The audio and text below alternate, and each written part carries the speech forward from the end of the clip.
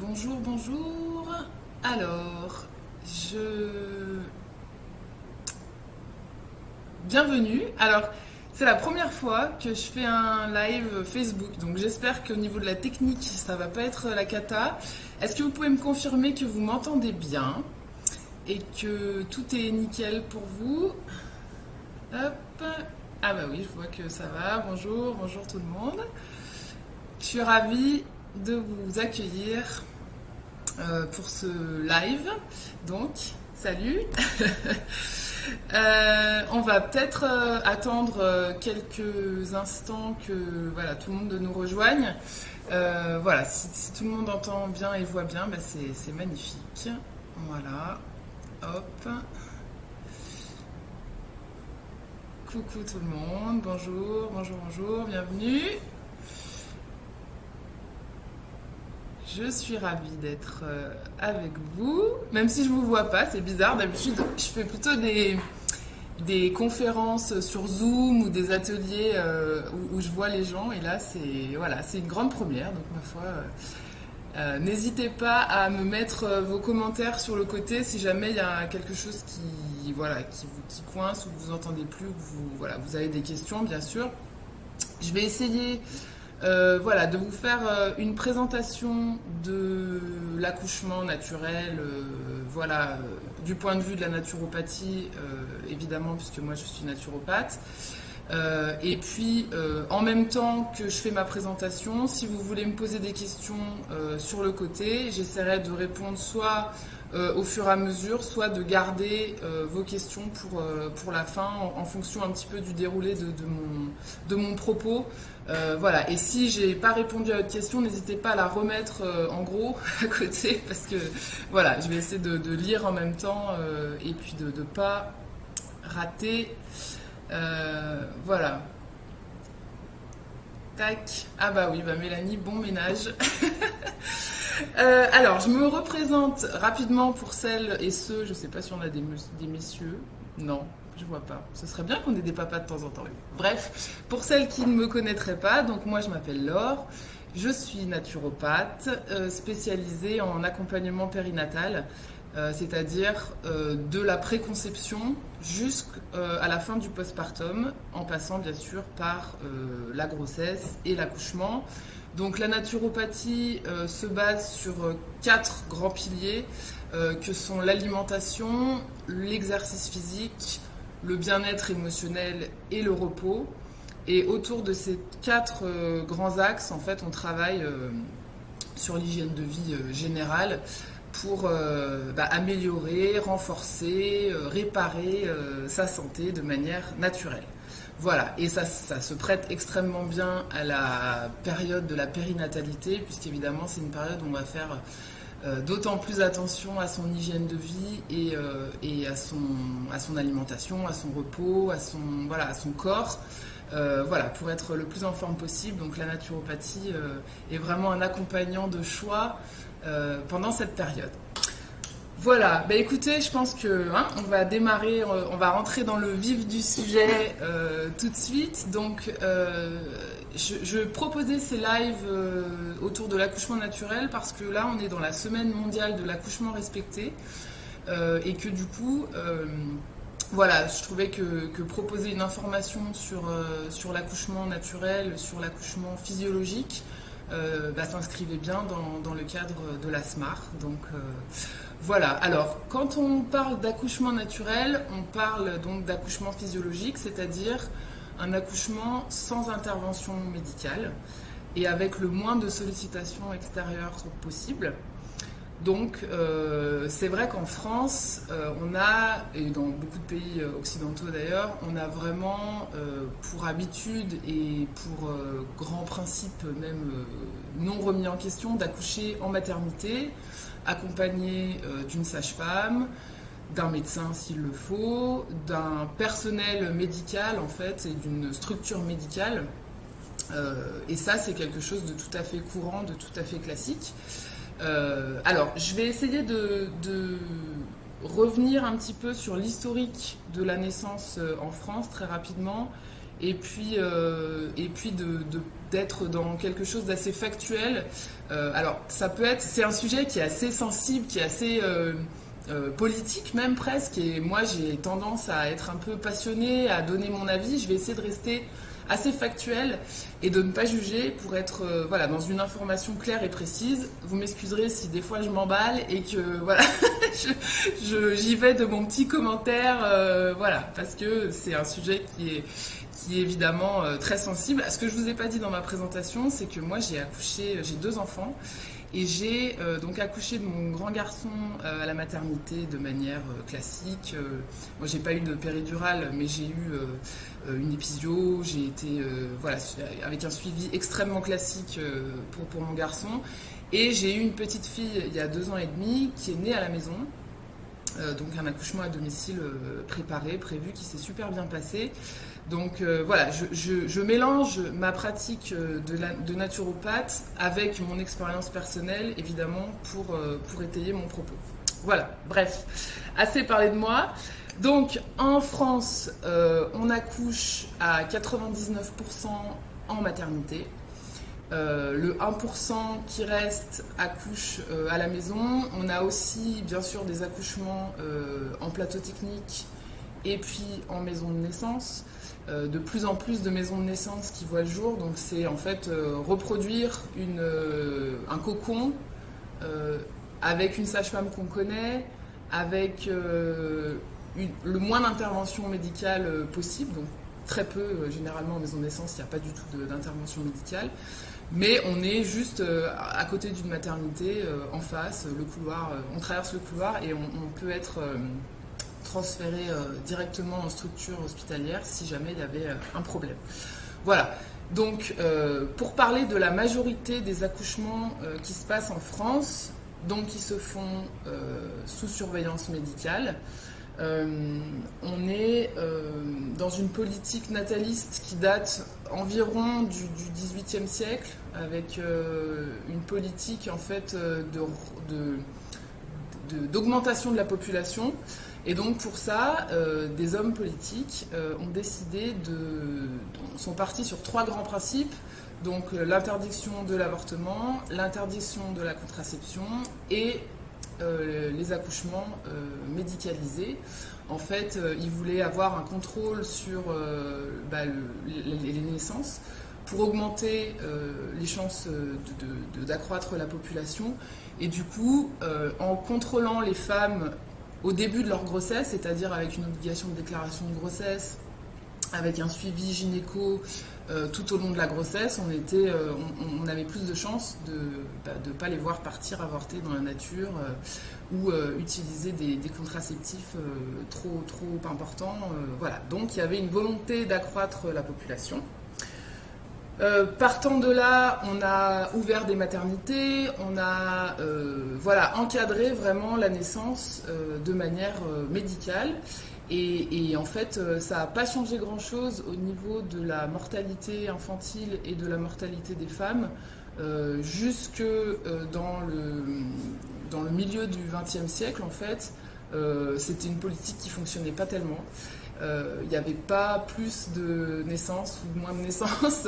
Ce qui a vraiment changé les choses en matière de natalité, voilà, et surtout de réduction de la mortalité, ça a été l'arrivée des antibiotiques et l'élévation du niveau de vie, évidemment. Ça, c'est autour des années 50, 1950. En fait, avec l'arrivée massive des antibiotiques, il y avait moins d'infections. Donc, par exemple, les césariennes se passaient beaucoup mieux. Il y avait moins de mortalité. Enfin, avant les antibiotiques, quand on ouvrait le ventre d'une femme pour sortir son bébé, souvent, elle s'en sortait pas. C'était sûr qu'elle allait y passer. Avec les antibiotiques, évidemment, on a eu un accroissement de la vie, j'ai envie de dire. Évidemment aussi l'élévation du niveau de vie. Les femmes travaillaient peut-être dans des conditions un petit peu moins difficiles que quand elles travaillaient à la mine ou que quand elles travaillaient dans les champs jusqu'à la fin ou à respirer des produits toxiques dans les usines. Voilà, donc du coup, tout ça a participé beaucoup plus à la natalité, comment dire, au fait qu'il y avait beaucoup moins de mortalité. c'était plutôt la médecine générale que cette politique gynécologique obstétricale des années 1800 et quelques qui était peu efficace.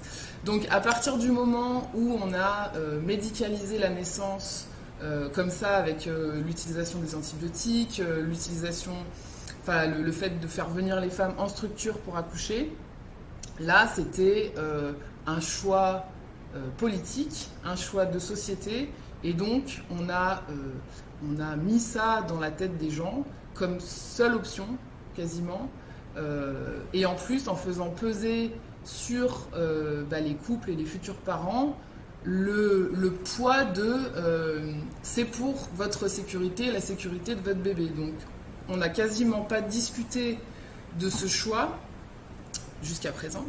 Parce que en fait c'était pour sauver la vie des bébés, pour sauver la vie des mamans. Donc c'était un bon argument pour faire cette médicalisation à tout prix. Et comment ça se passe donc de manière classique? Eh bien on a un suivi gynécologique, nous les femmes, à partir de la puberté, où on nous explique la contraception, on nous explique comment grossièrement comment fonctionne notre corps, mais pas exactement le cycle, pas exactement comment on peut être responsable de sa contraception, comment on peut éviter d'utiliser des produits chimiques. Donc tout ça c'est la puberté jusqu'à qu'on tombe enceinte de notre premier enfant. Et là, quand tout se passe bien, qu'il n'y a pas de parcours de PMA ou autre chose comme ça, ou qu'il n'y a pas d'infertilité, on tombe enceinte, paf, on a un suivi pendant la grossesse. Donc soit la sage-femme, soit la gynéco, soit le médecin, mais bon c'est vrai que souvent c'est gynéco, sage-femme, avec une préparation à la naissance. Je sais pas comment expliquer, mais c'est très protocolaire, c'est très standardisé, et du coup comme il y a autant de naissances que de femmes différentes, déjà c'est un petit peu particulier de standardiser ça, mais bon voilà, on est sur des rails quoi. Il y a des protocoles en maternité, donc on les apprend plus ou moins, on les enregistre plus ou moins quand on est enceinte. Je crois qu'on a un rendez-vous par mois avec des échographies, des tests à faire. Ça c'est très bien, c'est pour surveiller que tout se passe bien. Ce qui est exactement la même chose d'ailleurs pour une préparation en accouchement à la maison par exemple. Et puis vient le fameux rendez-vous obligatoire avec un anesthésiste. Donc là, on se dit, s'il y a un rendez-vous obligatoire avec un anesthésiste, c'est qu'il va y avoir une péridurale forcément de proposer. Donc déjà, c'est hyper induit, quoi. Quand il y a un rendez-vous obligatoire pendant la grossesse, on se dit, c'est que, en fait, on va y avoir droit, quoi. Il y a un rendez-vous, je crois, autour de l'allaitement. Ça fait pas beaucoup, hein, quand on sait que l'allaitement, ce que ça représente en termes de charge et puis de travail après, on est très très peu prévenu. Donc un rendez-vous pour l'allaitement, 2-3 rendez-vous je crois pour le jour J, en fait, savoir comment ça va se passer, comment pousser, la position, et puis on arrive à la maternité quand le jour J arrive, et là on est hyper encadré, on est sur des rails, quoi. Quelqu'un nous dit ce qu'on doit faire. Donc, ma foi, on fait ce qu'on nous dit. Hein. Et puis, on est dans une position gynécologique, parce que ça va bien pour le personnel de pouvoir voir ce qui se passe dans cette position-là. Et puis, souvent, on nous propose la péridurale, et puis comme on a mal à ce moment-là, on la prend. Et il y a aussi un gros phénomène, je trouve, de non-information pour le papa, qui du coup arrive à la maternité avec sa compagne, la voit dans un état pas possible, et va être lui-même en demande de la péridurale.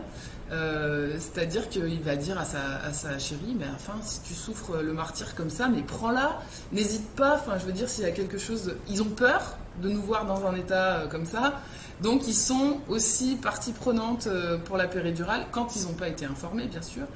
Et du coup, ben, ça paraît évident de choisir cette voie-là, et puis on se laisse aller, et puis souvent on a eu un déclenchement, ou alors on a eu une perf d'hormones voilà, accélère le travail et qui rend les choses un petit peu précipitées et douloureuses. Donc du coup, voilà, nous voilà sur ces rails médicales. et, et puis voilà, quand on sent pas grand chose, enfin voilà, soit ça marche la péridurale, donc on sent plus, soit ça marche pas trop, mais on a peur parce qu'on se dit purée j'ai mal, c'est pas normal. On nous dit de pousser, on pousse. Intervention ou pas d'une équipe médicale avec utilisation d'outils type forceps, ventouse, peu importe. Épisiotomie, ça peut arriver, ça change. Hein. Je dresse un portrait un petit peu sombre de la chose, mais voilà, c'est pour dire que ça peut être vraiment rapide et comme ça dans un tunnel en fait où on nous dit il faut faire ci, il faut faire ça parce que sinon votre bébé va pas bien ou vous allez pas bien. On suit le mouvement. Bébé arrive, on lui fait des soins standardisés, on le met, voilà, on le rend à ses parents, et puis pendant 3 jours ou 5 jours, ça dépend, on a des visites régulières toutes les 2 heures dans la chambre pour vérifier le poids, un poids qui doit être celui de la norme, sinon ça va pas. Voilà, on a une aide pour le début de l'allaitement s'il y a un allaitement. Il faut que ça se passe bien parce que sinon on propose très rapidement un biberon de complément si le bébé ne prend pas de poids. Enfin voilà, on est dans un climat plutôt de peur. On est dans un climat plutôt où on subit ce qui se passe. Et ça, c'est... Voilà. Pourquoi j'ai fait un petit historique avant, c'est parce que c'est vraiment une volonté politique. C'est des décisions politiques qui n'ont strictement rien à voir avec, en fait, ce qui se passe dans notre corps, ce qui se passe dans notre esprit et dans notre relation familiale. En fait, tout ça, c'est pas du tout pris en compte. C'est une décision prise dans un bureau, souvent par des hommes qui n'y connaissent rien et qui ont été prises il y a 2 siècles. Donc voilà pourquoi des initiatives comme la semaine mondiale de l'accouchement respecté sont hyper importantes parce qu'en fait ce moment de l'accouchement, ce moment de la naissance en fait, est vraiment un moment unique, essentiel dans la vie des gens et on n'a pas le droit de nous le voler par des décisions politiques obscures. Et c'est pour ça que je trouve extrêmement important d'informer les couples, d'informer les femmes depuis leur plus jeune âge qu'elles sont en fait maîtresses de leur vie, maîtresses de leur corps, qu'il existe aussi des lois qui protègent la liberté des femmes et la liberté des couples dans ces moments-là et que ces lois, on en entend peu parler.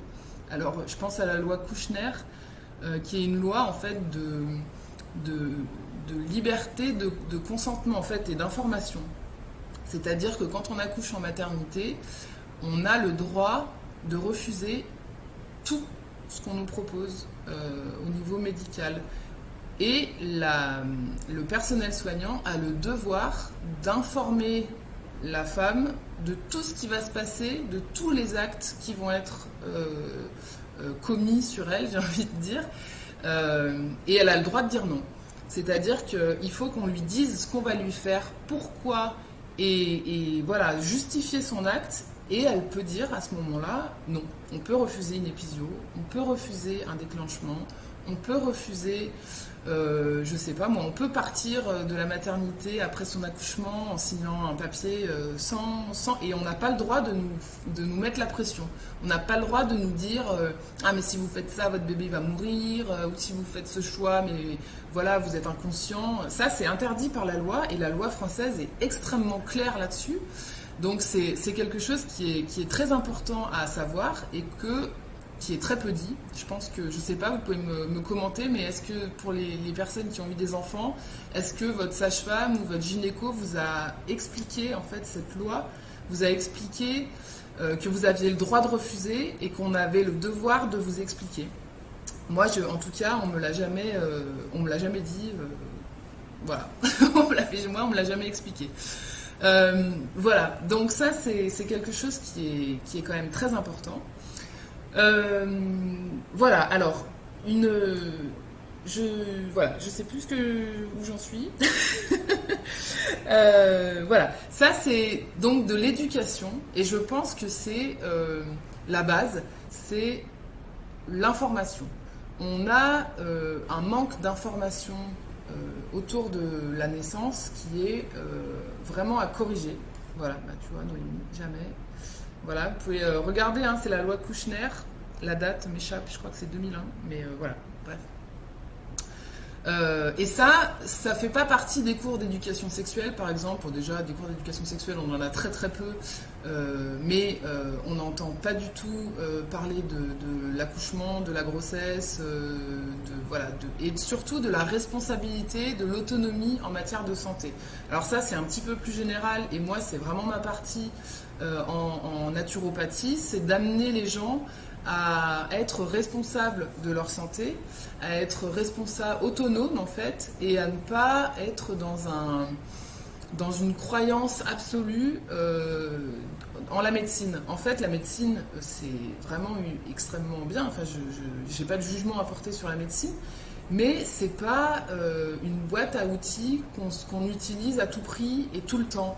En fait, on est capable et le corps humain est fait pour se régénérer tout seul. Quand on lui donne les bons outils pour être en bonne santé et qu'on ne le charge pas avec tout un tas de choses qui ne sont pas bonnes pour lui, je pense vraiment à l'alimentation mais aussi aux pollutions extérieures, au stress, voilà ce genre de choses. Quand on est dans un rapport au corps qui est sain, on n'a pas besoin de la médecine allopathique générale en fait. La médecine, elle est vraiment hyper intéressante en médecine d'urgence. En médecine, voilà, si j'ai un accident, bien sûr, la chimie, tout ça, ça peut vraiment aider et sauver des vies, c'est vraiment pas la question. Mais dans le quotidien, d'une manière générale, c'est ce qu'on met dans la machine qui va déterminer en fait si la machine fonctionne bien ou pas. Et pour la grossesse, pour l'accouchement, pour le postpartum, c'est exactement la même chose. En fait, c'est une période de vie qui est extrêmement normale, qui est extrêmement courante. Enfin, je veux dire, on est des milliards, donc voilà, il y a plein de gens qui sont enceintes tout le temps et qui accouchent tout le temps. Donc, c'est pas un événement en soi, et quand on le traite comme quelque chose de normal, de simple, mais déjà on s'enlève une énorme pression quand on se rend compte de la capacité du corps à donner la vie, enfin à la fabriquer, à donner la vie et ensuite à accompagner cette vie toute petite. Ben, c'est magnifique. En plus, c'est vraiment un rôle qui est, j'ai envie de dire, c'est le rôle, ça peut être le rôle de notre vie si on en est l'acteur, quoi, si on ne le subit pas. Et du coup, pour ça, on a un besoin d'information très important parce qu'il va nous arriver des choses qu'on ne connaît pas et qui sont vraiment très puissantes. Et on n'est jamais prêt parce qu'un accouchement ne ressemble jamais à un autre, même un deuxième, même un troisième sur la même femme, ça va pas être la même chose. Mais quand on sait qu'on est capable, quand on sait que notre corps il est fait pour ça, que si on lui donne les bons apports, eh ben, on lui facilite le travail, que quand on lui apporte des choses extérieures, chimiques, je pense là à l'ocytocine de synthèse, ça l'aide pas. En fait, que ce sont des décisions qui sont prises par le personnel soignant pour faciliter leur travail. Euh, et que ça marcherait, mais dans des cas, enfin, c'est utile, mais dans des cas très particuliers, en fait, qu'il faudrait déterminer au cas par cas, mais que ça peut pas être un protocole général.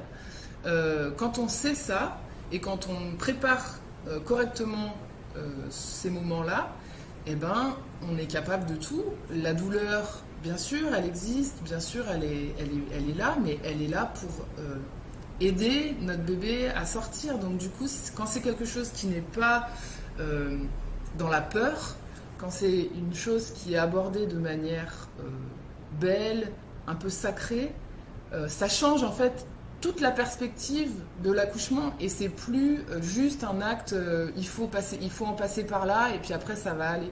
Parce qu'en fait, c'est pas vrai. Quand on a un accouchement traumatisant, quand on a un accouchement difficile, douloureux, l'après, eh ben, il n'est pas rigolo parce qu'on a un bébé en plus à s'occuper, en plus de devoir se reconstruire soi-même.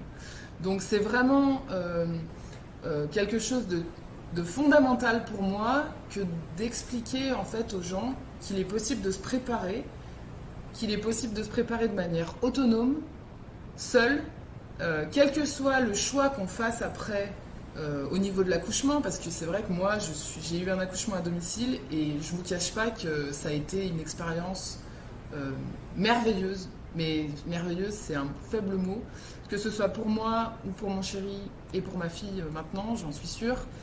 C'est vraiment quelque chose qui a changé nos vies et dans le bon sens du terme.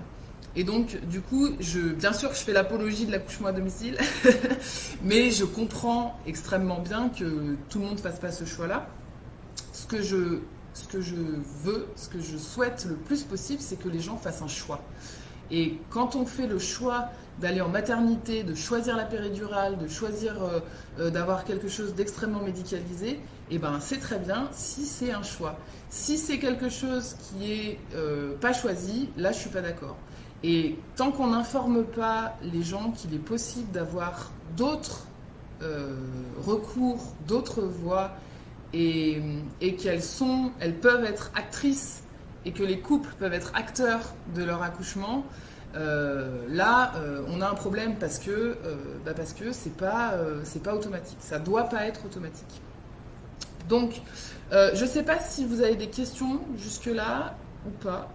Non, ça c'est pas. Hop, alors. Là, je vois que. Ouais, on vous a pas expliqué, bah non.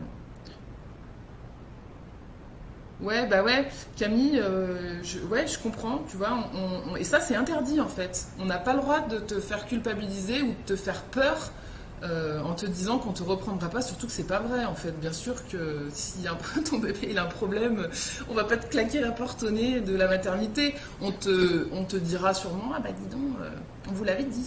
Mais on claquera jamais la porte. Donc c'est vraiment interdit par la loi de mettre la pression sur les parents. Puis ça paraît insensé, enfin je veux dire c'est un moment qui est tellement beau, qui est tellement unique dans la vie des gens, que comment ça peut être gouverné par la peur? Comment on peut avoir ces mots en tête de risque, de attention, de mort en permanence comme ça, qui tourne pendant toute la grossesse, et vous faites bien les échographies, et attention, et... Alors c'est toujours en plus, quand on est enceinte, vous avez le droit, mais pas trop. Alors ça, c'est vraiment magnifique parce que on a le droit. C'est comment nous mettre la pression, comment nous faire dire mais j'ai le droit, mais pas trop. Ça veut dire quoi? Vous pouvez manger ça, mais un peu. Vous pouvez faire de l'exercice, mais un peu. Ouais, non, ça dépend des gens, ça dépend quoi. Enfin, je veux dire, c'est tellement individuel ça que c'est un rapport sacré entre sa sage-femme, son naturopathe, son médecin et le couple en fait. C'est vraiment très personnel la façon dont on va gérer la grossesse. Ça appartient vraiment qu'à soi. Donc, ça doit être un moment unique et individualisé. Voilà. Avant de passer à la pratique, j'ai envie de dire à comment on fait pour préparer un accouchement naturel et comment ça se passe dans le corps au niveau physiologique, si rien ne vient entraver tout ça. Je ne sais pas si vous avez des questions. Alors, Anaïs, je lis ton commentaire. Ouais, bah c'est ça. En fait, t'as beau insister, on te fait peur, mais bon voilà, en brandissant cette loi Kouchner, en disant écoutez, je sais quels sont mes droits, peut-être que ça, voilà, ça sera un peu plus simple, mais je sais, les médecins sont vraiment très peu formés. En fait, il y a un énorme décalage entre la formation des pédiatres, des médecins d'une manière générale, et en fait la réalité de ce qui se passe sur le terrain. Donc même eux, si ils prenaient conscience du décalage en fait entre leurs études et la pratique, voilà, mais il y a beaucoup de sages-femmes, beaucoup de médecins, même des gynécos qui, qui prennent conscience des choses au moment où eux-mêmes ils ont un enfant, en se disant bah ouais, mais en fait ce que je fais subir à mes patients, c'est pas possible, quoi, c'est pas normal, ça peut pas se passer comme ça, c'est pas. Bah, d'ailleurs, il y a une pétition que je pourrais vous mettre qui s'appelle Une femme, une sage-femme, qui a été lancée par Anna Roy, je ne sais pas si vous la connaissez, qui est une sage-femme, je crois qu'elle travaille au maternel aussi, l'émission de télé. Et en fait, elle s'est rendue compte elle-même qu'elle était maltraitante envers ses patientes, parce que voilà, elle a plein de justifications. C'est pas la question. Elle-même, elle dit qu'elle a plein de justifications, mais que c'est pas une excuse. Elle est maltraitante. Et du coup, ce qui se passe, c'est qu'elles n'ont pas le temps, c'est qu'elles ont trop de patientes en même temps, c'est qu'il y a trop de gestes protocolaires à faire. Les gens sont trop soumis. Ils savent pas, ils arrivent en fait à la maternité pour accoucher, ils savent pas ce qui va leur arriver. Donc du coup, il y a besoin vraiment de trop d'accompagnement qu'elles sont pas capables de faire puisqu'elles sont toutes seules avec 3 ou 4 personnes en train d'accoucher. Et du coup, elles militent et elles ont lancé une pétition pour une femme, une sage-femme, comme ça peut se passer en Angleterre. Je vais essayer de vous la trouver. En fait, voilà, il faut simplement avoir une femme, une sage-femme quand on vient d'accoucher. Quand on vient accoucher, en fait, c'est essentiel, quoi. C'est pas possible autrement. Alors attendez, je vous la mets là. Hop, je vous la mets en commentaire. Si vous voulez aller voir, c'est voilà, ça peut être le bon moment de la signer, cette pétition. Voilà. Alors, pour préparer l'accouchement naturel, je vois qu'il n'y a pas plus de questions que ça. Ça va? Vous me dites, hein? N'hésitez pas à me dire s'il y a des choses, ou si tout va bien même. Alors, moi, en tant que naturopathe, c'est vrai que, comme je vous le disais, je m'appuie vraiment sur l'alimentation, l'exercice physique, le bien-être émotionnel et le repos. Et je trouve que pour un accouchement naturel le plus réussi possible, le plus épanoui possible, on va dire, parce qu'il n'y a pas de notion de réussite ou de raté, mais voilà, pour que ça se passe le mieux possible pour vous, ça se prépare. Ça se prépare pour moi avant la grossesse. Avant même la conception de l'enfant, c'est en fait des décisions, des discussions avec son partenaire ou avec sa partenaire, même avec sa famille, sur le désir d'enfant, sur sa vision de la maternité, de la paternité, sur voilà, peut-être des fantasmes, des clichés autour de tout ça, à discuter, à débattre, parce que c'est très important d'en discuter et d'avoir déjà un avis sur la question, même si cet avis peut évidemment changer au fur et à mesure du temps, mais voilà, c'est extrêmement important. Et d'ailleurs, mais j'en parle dans une conférence qui est plus longue, qui parle de la périnatalité d'une manière générale, mais il y a énormément d'endroits dans le monde où il y a des rituels de naissance, il y a des rituels de conception, des choses comme ça, avec des retraites, avec des méditations, avec même des jeûnes parfois, pour célébrer ce moment de l'entrée dans la parentalité, en fait, avant la conception. Donc ça, pour moi, c'est vraiment essentiel. Ensuite, pendant la grossesse, c'est très important, il y a des questions à poser au personnel soignant, quel que soit l'endroit où on décide d'accoucher, que ce soit en maternité, en plateau technique, en maison de naissance, à la maison. De toute façon, on a un suivi qui est proposé pendant la grossesse et qui est très important à faire parce que, évidemment, c'est très important de savoir comment on va pendant la grossesse, mais ça n'a pas d'autre but que ça, en fait. Ça n'a pas d'autre but que de coucouner la maman, coucouner le papa, faire de la prévention, expliquer, vérifier que le bébé va bien, et c'est tout. Mais il n'y a pas besoin, c'est dans un climat de douceur et de joie en fait. Donc on peut vraiment choisir avec qui on va faire sa préparation. Il y a personne d'obligatoire. Bon, bien sûr, une sage-femme, un médecin qui va pouvoir vous prescrire des échographies pendant la grossesse, c'est très important. Mais c'est pas obligé d'avoir une auscultation à chaque fois. Il n'y a pas besoin de toucher, il n'y a même pas besoin de regarder. Voilà, on vérifie les choses et surtout on discute. Je vais parler de mon expérience personnelle parce que je trouve qu'elle est probante. C'est-à-dire que moi j'ai fait donc une préparation avec une sage-femme pour mon accouchement à la maison et elle m'a pas examinée. Je dis souvent la première fois qu'elle m'a vue à poil c'est quand j'ai accouché. Donc voilà. Et on a discuté. Et elle m'a souvent dit je sais pas comment ça va se passer, mais ça va bien se passer. Tu es prête, ton corps est fait pour ça. Elle m'a donné des livres à lire, elle m'a donné des films à regarder. Et en fait, elle m'a rassurée. Elle a rassuré mon compagnon. Elle nous a mis dans une posture de gens responsables, de gens capables. Et puis elle nous a dit, c'est votre rôle maintenant, si vous voulez être parent, si vous avez décidé de faire un enfant, eh ben, il faut prendre le taureau par les cornes et il faut l'assumer cette chose-là. Parce que cet enfant, il aura besoin de gens cohérents, de gens forts, de gens capables de prendre des décisions. Et c'est maintenant que ça commence. C'est pas quand on est devant le fait accompli qu'on se dit ah bah oui, je suis responsable. Non, en fait, ça commence avant. Et c'est une prise de conscience qui peut être parfois longue. Donc du coup, c'est bien, moi je trouve, de le préparer avant et pendant la grossesse.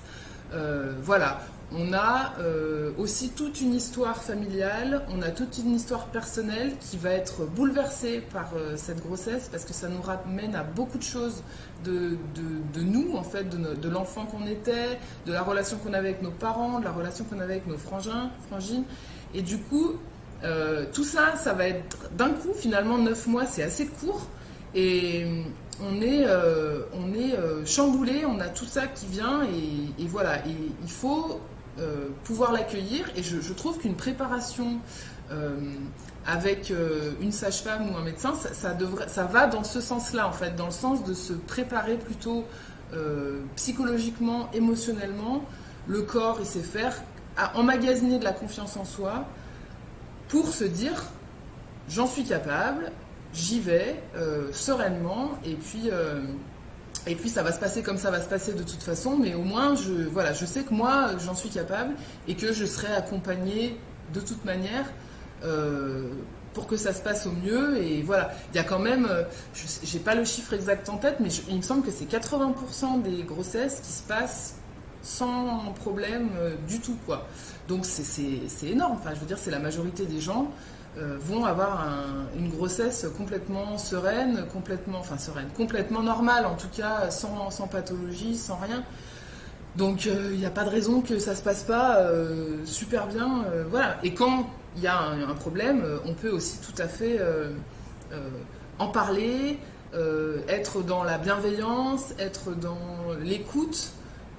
Les gens ont besoin d'être écoutés beaucoup pendant cette période. Donc voilà, le papa a énormément besoin d'être informé, d'être responsabilisé, d'être inclus dans tout ça, parce que c'est un processus qui est féminin et en fait non, il y a besoin de la présence du partenaire. Alors, je dis le papa, mais ça peut être en tout cas la personne qui va être auprès de la maman pendant la grossesse et pendant l'accouchement.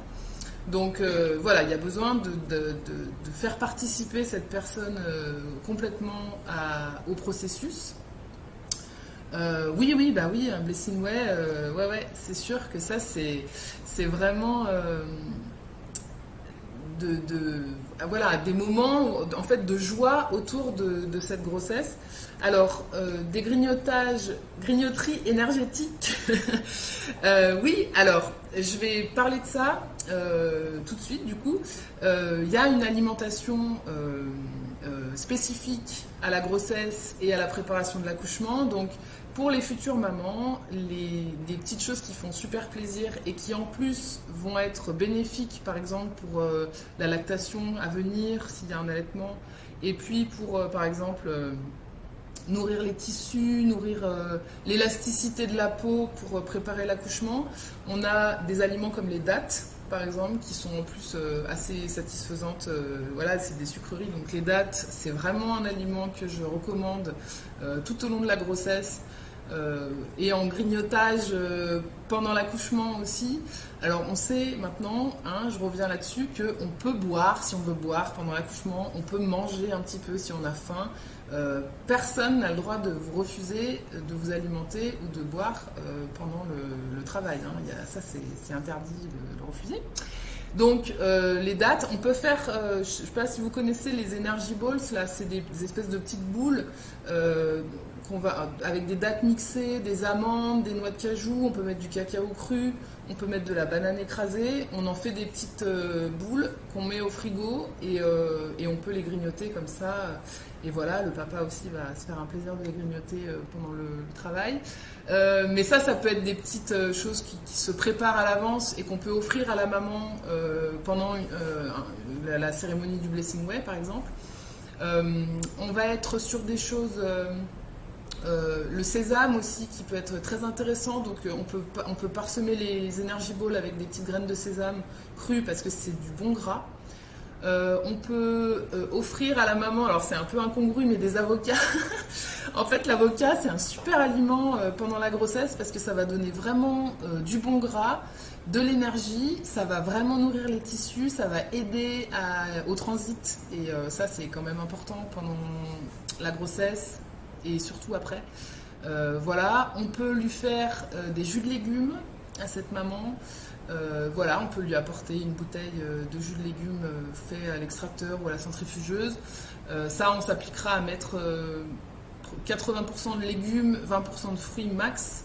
C'est vraiment les nutriments et les vitamines des jus de légumes, enfin des légumes qu'on vient chercher là, qui vont nourrir, vitaliser, enfin reminéraliser le corps. Ça, c'est vraiment un super apport. Donc voilà, on peut apporter ça. Qu'est-ce qu'on peut lui apporter? Après, on peut apporter... voilà, je pense qu'il faut aussi se faire plaisir, donc ne pas être trop regardant sur voilà, si la nourriture générale de la grossesse, l'alimentation générale de la grossesse est saine, en fait, et correspond à la personne, tout ce qu'on va lui apporter comme petite chose... plaisir, on va dire, et vraiment sans conséquence autre que le plaisir, justement. Donc ça, je trouve que c'est vraiment très intéressant de penser au plaisir que la personne va avoir à grignoter, à manger tout ça, c'est vraiment bien. Après, pour préparer l'accouchement à proprement parler, sur la dernière semaine, on va pouvoir proposer à la femme enceinte de boire des tisanes de framboisier. Ça aide à la contraction de l'utérus, donc ça aide au travail en fait, simplement. Moi, je suis très fan du bouillon de légumes parce que c'est vraiment très riche en minéraux. Puis c'est réconfortant de boire chaud et voilà, toute cette énergie des légumes en bouillon, c'est vraiment bien. Ça, moi, je le recommande et je le préconise pendant le travail et juste après, comme première boisson après la naissance. Se requinquer avec un bouillon de légumes, c'est vraiment chouette. Voilà, donc il y a plein de pistes comme ça d'alimentation. Après, c'est vraiment propre à chacun, donc ça, c'est des choses qu'on voit vraiment en consultation ensemble de manière individualisée.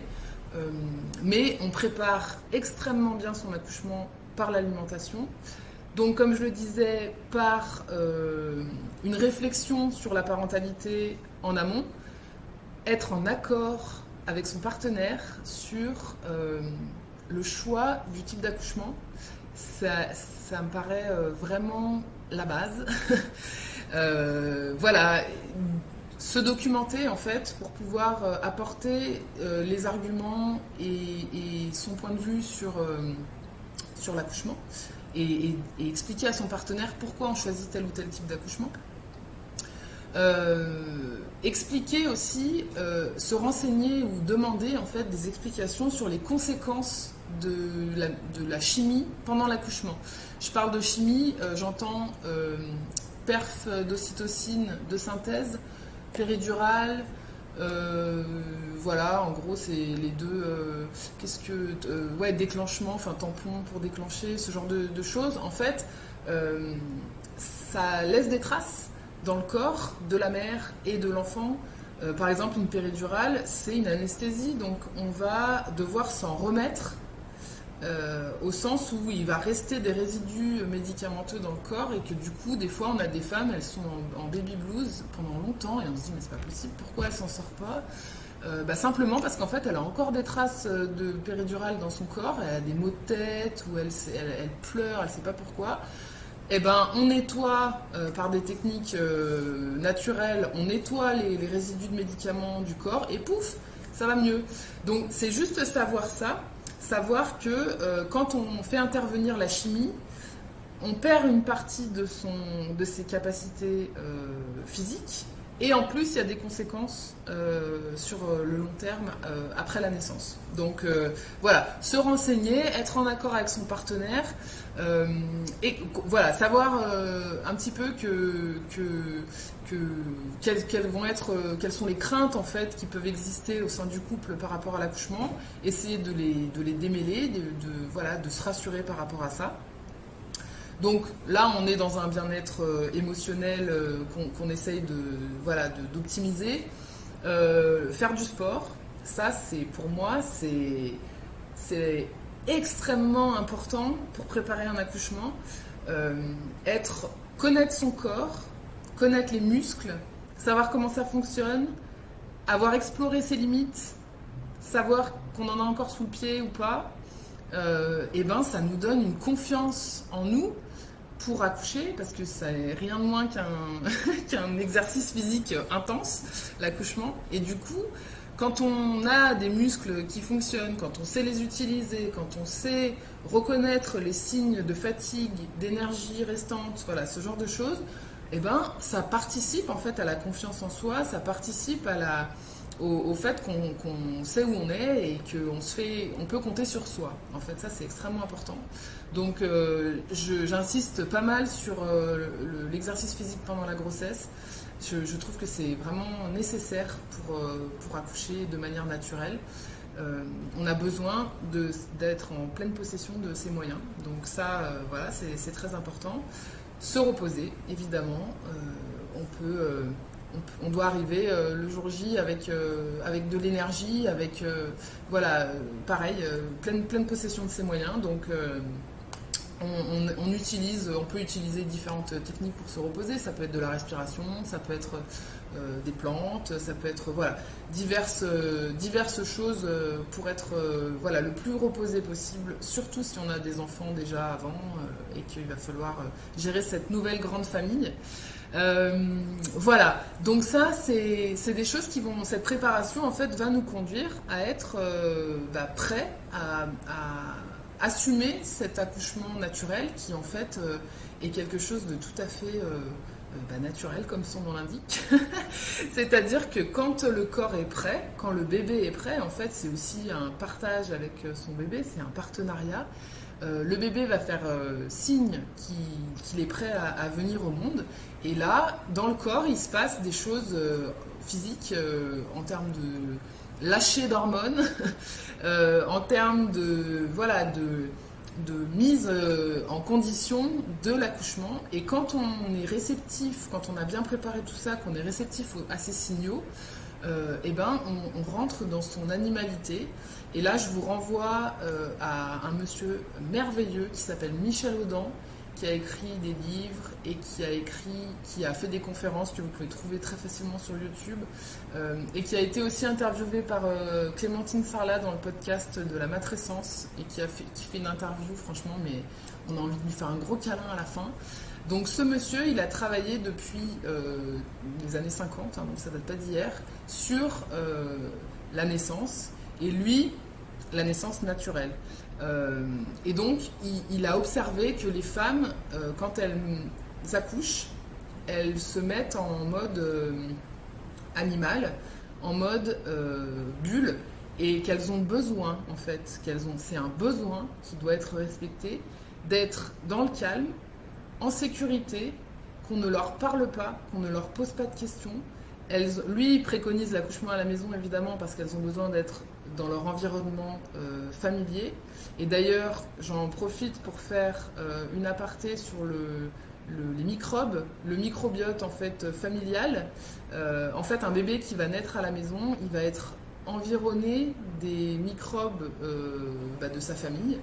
Et du coup, ça va booster son immunité, mais ça va la renforcer à un point vraiment presque inimaginable, c'est-à-dire que c'est vraiment dans son environnement que l'enfant acquiert le plus d'immunité, le plus de force en fait pour sa vie future. Donc voilà, ce que Michel Audin préconise, c'est ça, c'est d'accoucher dans son espace personnel le plus possible.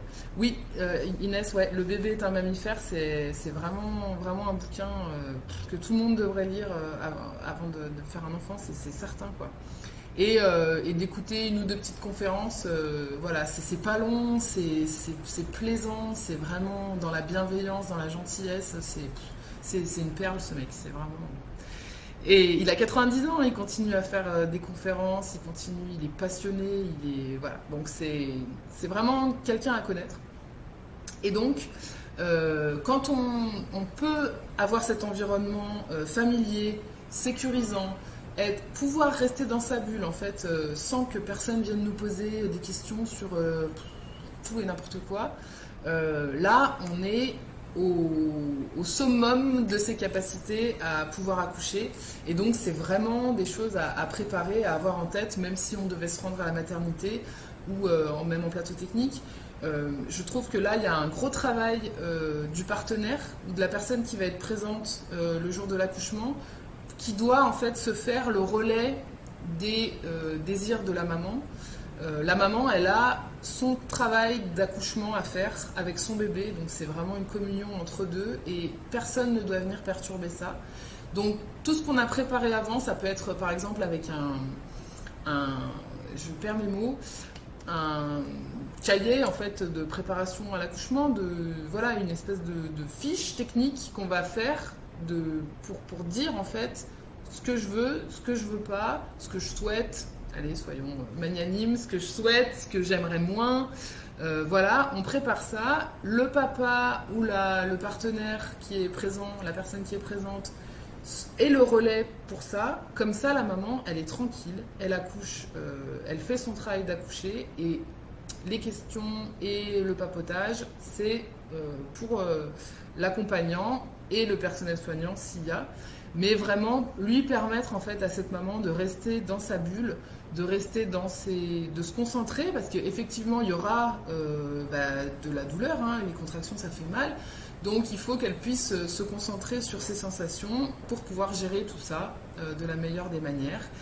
Et quand un accouchement se passe comme ça, de manière naturelle, simple, ça peut être impressionnant, ça peut être, il peut y avoir des cris, il peut y avoir, mais en fait c'est de la puissance, c'est dans quelque chose de contenu, c'est de la concentration.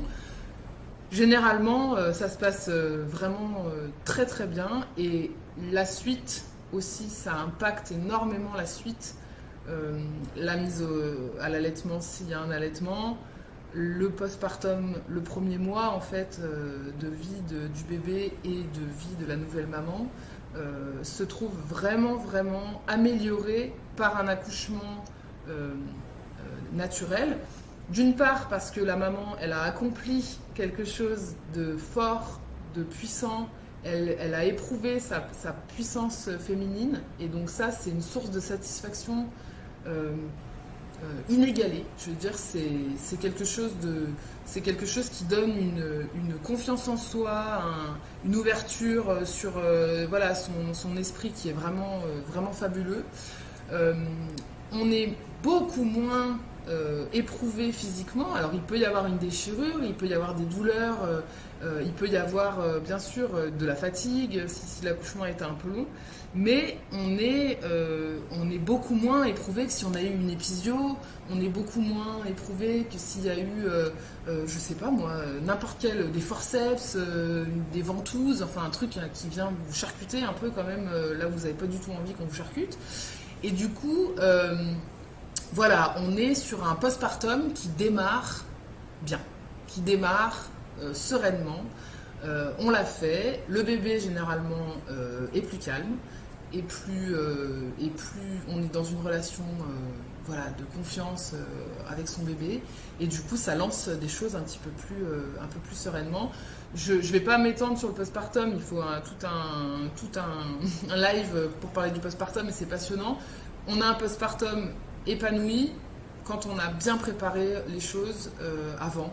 Et c'est comme pour l'accouchement, je veux dire, si on ne peut pas arriver la tête dans le guidon, non, il faut le préparer avant pour se donner toutes les chances voilà, de ne pas passer par la case baby blues et puis voilà, de pouvoir voir ces moments où on est quand même fatigué, mais de pouvoir quand même en profiter et de pouvoir quand même se dire c'est merveilleux quoi, j'ai un bébé, c'est trop bien.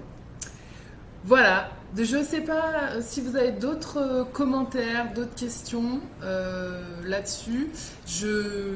J'espère que c'était clair. Il y aurait mille choses à dire encore, bien sûr. Moi, j'accompagne des couples, j'accompagne des femmes dans ce processus de la vie et je trouve que c'est merveilleux. La naturopathie est vraiment, vraiment bien indiquée pour accompagner sa grossesse, son accouchement, son postpartum. Donc n'hésitez pas si vous voulez qu'on en parle. Je refais un live jeudi soir. Donc si vous avez apprécié et que vous voulez voilà, conseiller à des gens de participer jeudi, j'ai essayé de proposer un autre horaire pour voilà, les gens qui travaillent ou les mamans qui sont bien occupées avec leur bébé. Voilà, bah, n'hésitez pas à me dire ce que vous en avez pensé, n'hésitez pas à me poser des questions maintenant si vous souhaitez.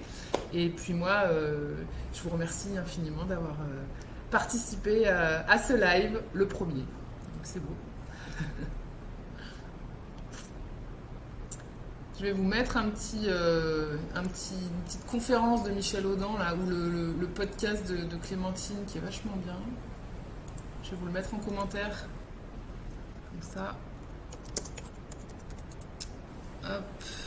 Je vous mets tout, comme ça vous allez voir. Là, c'est une mine d'informations, ce podcast. C'est vachement agréable à écouter en plus. Donc, voilà. Hop. Merci à vous. Hop. Je vous mets ça là. Je sais pas si vous voulez, si c'est pour ceux qui ont le temps un peu, me dire comment vous avez accouché, s'il y en a parmi vous qui avez accouché de manière naturelle ou si vous avez été conduit un peu dans ce tunnel de la maternité obligatoire, enfin de l'accouchement en structure obligatoire. Hop, merci beaucoup. On est conditionné, c'est pas du tout. Je veux dire, je critique absolument pas les gens qui vont accoucher en maternité parce que c'est un conditionnement qui est super fort et c'est une habitude sociale ancrée, quoi. Donc c'est difficile de s'en défaire. C'est bien d'avoir de l'information là-dessus, quoi. Merci à vous.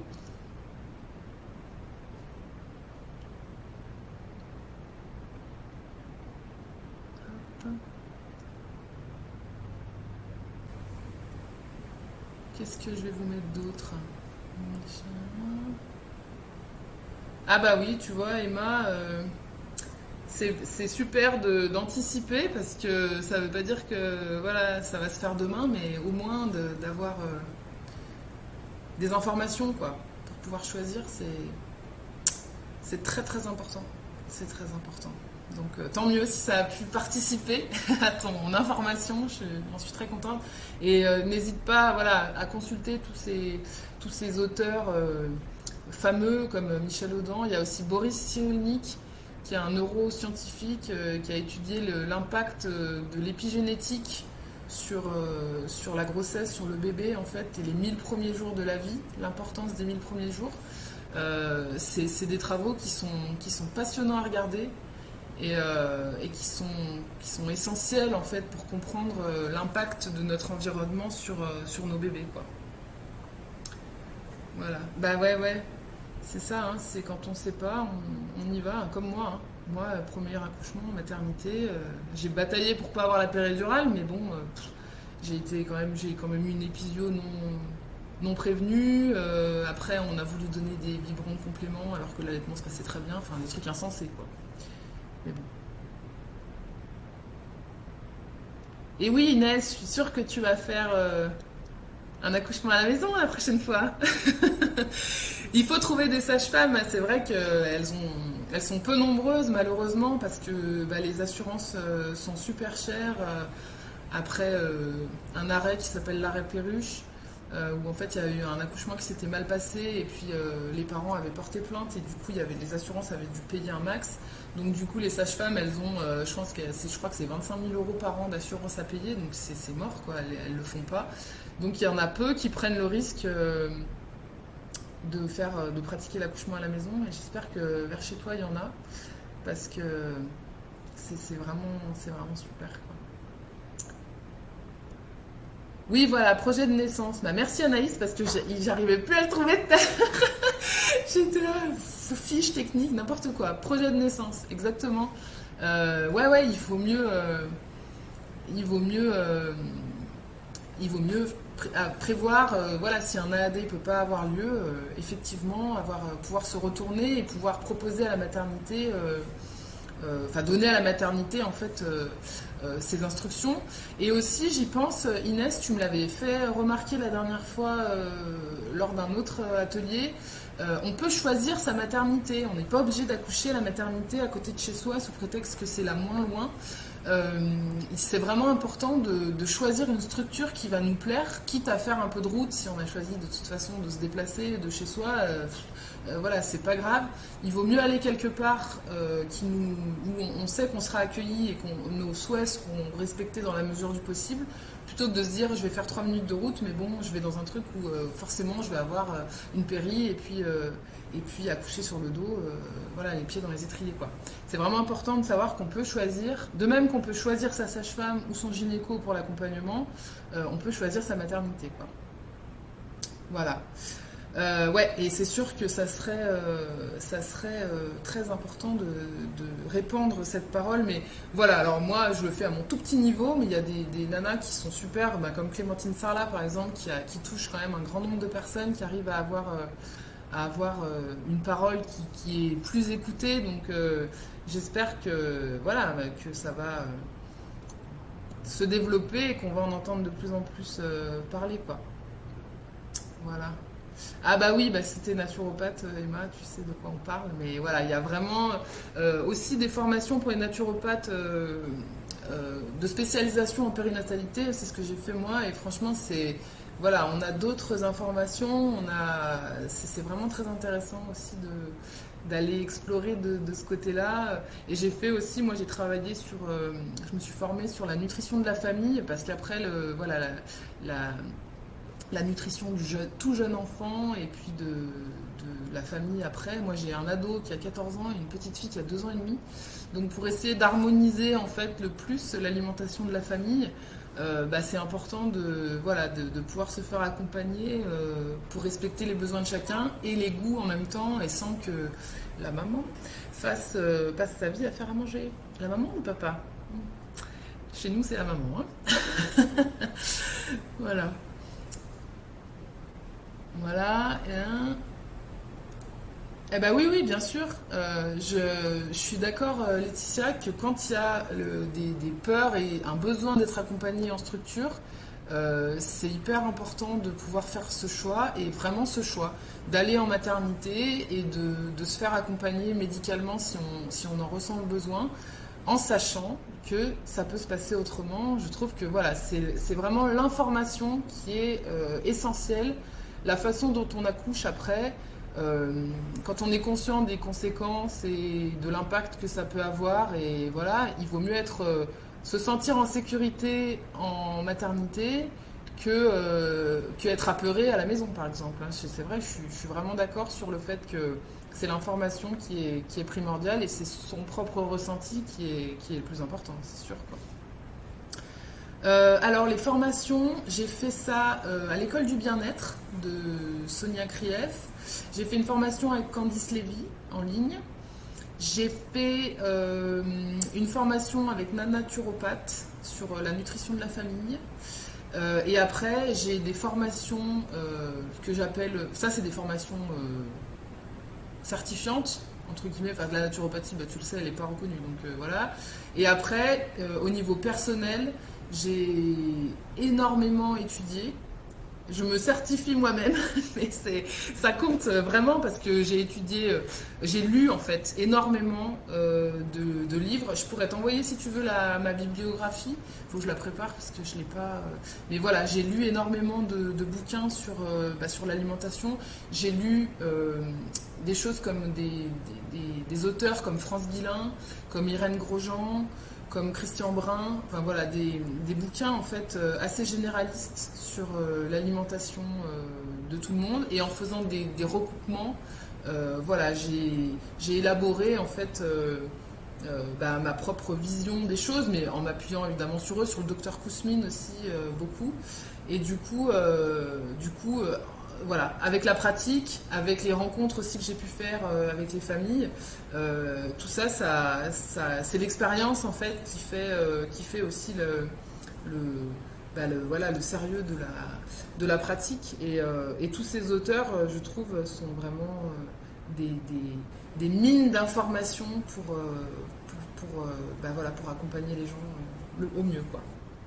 Voilà, je pourrais t'envoyer si tu veux les titres et les détails plus complet. Hop. Écoutez, s'il n'y a pas d'autres questions, je vais mettre fin au live en vous remerciant vraiment infiniment de votre participation. Et voilà, j'espère que ça aura éclairé un petit peu plus les choses. Voilà. Et bah oui, il y a toujours à apprendre. C'est ça qui est merveilleux en naturo, c'est qu'on s'arrête jamais de se former. Et ça, moi, je trouve que c'est une source de satisfaction permanente.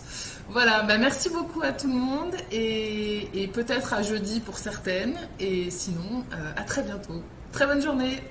Au revoir. Merci beaucoup.